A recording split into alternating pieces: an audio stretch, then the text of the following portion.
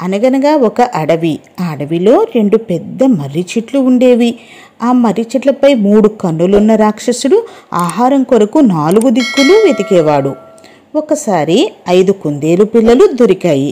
రాక్షసుడు వాటిని తిని ఆ మర్రి చెట్టు కింద విశ్రాంతి తీసుకుంటున్నాడు. ఆ సమయంలో ఆ రాజ్యాన్ని పాలించే రాజు విహారం నిమిత్తం తన 6 భార్యలతో వచ్చి ఆ పక్కన ఉన్న సరస్సులో నీరు త్రాగుచుండగా వారి వెనుకగా వచ్చిన రాక్షసుడు తన కబంధ హస్తాలతో వారిని చెట్లకు బంధించాడు. ఒక్కొక్కరిని తినడానికి సిద్ధపడ్డాడు.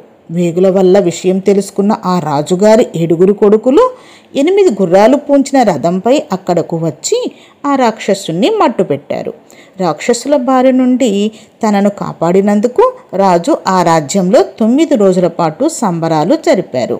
10వ రోజున రాజు తన పెద్ద కుమారుణ్ణి యువరాజుగా, మిగిలిన వారిని సమంతరాజులుగా పట్టాభిషేకం చేసి తాను విశ్రాంతి తీసుకున్నాడు.